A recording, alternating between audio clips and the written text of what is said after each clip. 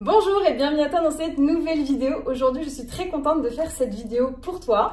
Nous sommes accompagnés d'une avocate. Aujourd'hui, nous allons parler d'un thème qui est super intéressant. Mais avant ça, pouvez-vous vous présenter? Oui, bonjour. Alors, je m'appelle Cécilia Deschamps-Garino. Je suis avocat au barreau de Lyon et j'ai une activité exclusivement dédiée au droit social et plus particulièrement des conseils auprès des entreprises. Donc aujourd'hui, on va parler d'un thème assez intéressant, que tu aies échoué à l'examen du CRFPA ou tout simplement que vous soyez juriste d'entreprise ou autre. Aujourd'hui, on va parler de l'équivalence qui existe pour devenir avocat sans passer par la case CRFPA. Et en effet, aujourd'hui, Maître Deschamps va nous parler un petit peu de l'équivalence puisqu'elle a eu l'occasion d'avoir recours à cette passerelle. Alors, première question, pouvez-vous nous expliquer un petit peu votre parcours avant de devenir avocat? Alors, avant de devenir avocat, moi j'ai plutôt une formation tournée vers la finance en fait. J'ai fait des études financières en économie-gestion.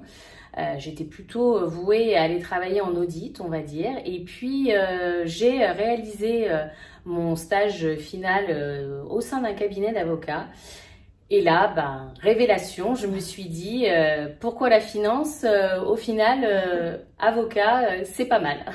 Très bon choix, très bien. Et au bout de combien d'années on peut passer cette passerelle? Est-ce que vous avez dû attendre un certain nombre d'années? Comment ça s'est passé exactement? Oui, alors pour passer la passerelle, il y a différents textes qui permettent de passer le passerelle en fonction de si on est juriste, notamment au sein d'un cabinet d'avocats, ce qui a été mon cas à moi. Dans ce cadre-là, il fallait attendre d'avoir une expérience de 8 ans après un diplôme de Master 1. D'accord, très bien. Donc vous avez fait les 8 ans pile ou est-ce que vous avez fait un petit peu plus? Alors j'ai fait les 8 ans, quelques mois de plus, mais j'ai décidé de tout de suite faire la passerelle, mais c'était déjà au final ce que j'avais envisagé dès le départ. Très bien. Au niveau de cette passerelle, comment ça se passe exactement? Est-ce que vous avez un examen écrit à faire, un oral? Est-ce que vous pouvez nous expliquer un petit peu comment ça s'est passé pour vous? Alors, la passerelle, il y a quand même toute une première phase qui est plutôt une phase très administrative, qui va varier en fonction du barreau dans lequel on est. Mais le principe pour tous les barreaux, c'est de venir démontrer qu'on a bien réalisé, qu'on était bien sur un poste de juriste pendant le nombre d'années requis et sur un poste de juriste, c'est-à-dire qu'on avait véritablement un travail de juriste, de travailler sur les dossiers véritablement. Donc ça, c'est la partie très administrative qui permet de, on va dire, glaner toutes les pièces permettant de démontrer qu'on a bien l'ancienneté et les fonctions nécessaires pour pouvoir revendiquer ce passage en passerelle. Et ensuite, vous avez un oral à passer, par exemple, j'avais cru comprendre qu'il y avait un oral de déontologie à passer? Alors exactement, une fois que le dossier administratif est fait, alors il y a différentes phases dans ce dossier administratif, mais une fois qu'on a le go, on va dire, du barreau qui dit, bon ok, d'un point de vue administratif, vous cochez toutes les cases, le conseil de l'ordre est ok, il convient, pour pouvoir valider la totalité de la passerelle, de passer un examen de déontologie permettant de démontrer qu'on est apte, on va dire, à exercer avec d'autres avocats et de respecter le serment de l'avocat. Bien sûr. Et vous concernant, vous avez trouvé ça difficile? Vous avez dû réviser ou est-ce que c'était des choses en fait que vous avez acquis tout au long de votre expérience en tant que juriste? Moi j'avais la chance, j'étais juriste en cabinet d'avocat, donc j'avais déjà cette sensibilité aux règles, la déontologie de l'avocat. Donc ça c'était peut-être une chance de mon côté, ce qui est peut-être un petit peu plus différent pour ceux qui sont juristes en entreprise. Mais pour autant, cet examen, vu que c'est le seul examen qu'on passe, on doit avoir une note minimum au moins de 12 et à défaut c'est une note éliminatoire, donc on ne peut pas en fait repasser et donc le dossier vous êtes recalé en fait. Donc ça veut dire que ça nécessite quand même de travailler. Moi j'ai fait une préparation qui était dispensée par Lyon 3 en fait, qui m'a permis d'avoir des sessions, des exercices, comme on ferait on va dire à l'école des avocats. Et donc ça a nécessité quand même un petit peu de travail. Ouais, j'imagine. Si jamais on a une note en dessous de 12, donc on est éliminé, mais est-ce qu'on peut repasser l'examen? Est-ce qu'on peut retenter ou est-ce que a priori ça semble être c'est un one shot ou rien? Je pense que ça doit être comme en fait le concours. D'accord, peut-être 3 fois. Voilà, de toute manière, je regarderai, je mettrai la réponse en description. Est-ce qu'au niveau des barreaux, la sélection est différente au niveau de la phase administrative? administrative, est-ce que vous savez? Oui, alors justement, comme j'ai fait cette formation, j'étais avec d'autres personnes qui dépendaient d'autres barreaux et donc on avait un peu pu échanger. Et effectivement, il y a des barreaux qui demandent véritablement de produire toutes les consultations juridiques qui ont pu être faites, les dossiers, voilà. Donc ça veut dire qu'en fonction des barreaux, c'est plus ou moins exigeant sur la démonstration de ce que l'on faisait au quotidien. Au niveau du barreau de Lyon, il faut présenter au moins 3 ou 4 dossiers qu'on a pu traiter.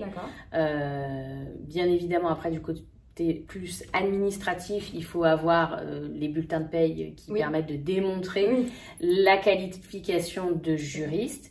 Et puis après, on va dire que c'est l'échange qu'on a aussi avec le barreau, avec le Conseil de l'Ordre qui permet de valider un certain nombre de choses. Mais c'est vrai qu'il faut verser un certain nombre de pièces physiques au dossier. Très bien. Et quand vous êtes devenu avocat, vous avez donc prêté serment et est-ce que vous avez vu une différence au niveau des missions que vous avez fait en tant que juriste et en tant qu'avocat? Alors, oui et non.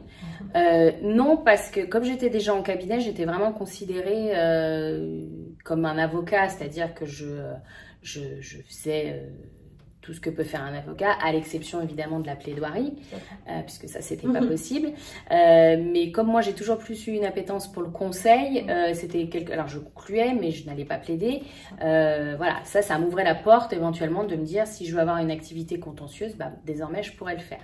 Mais surtout ce qui change, c'est la possibilité d'avoir de multiples opportunités auprès de cabinets, parce que ce qui était un petit peu délicat quand on est juriste en cabinet d'avocat, c'est qu'il n'y a pas beaucoup de cabinets qui ont des juristes.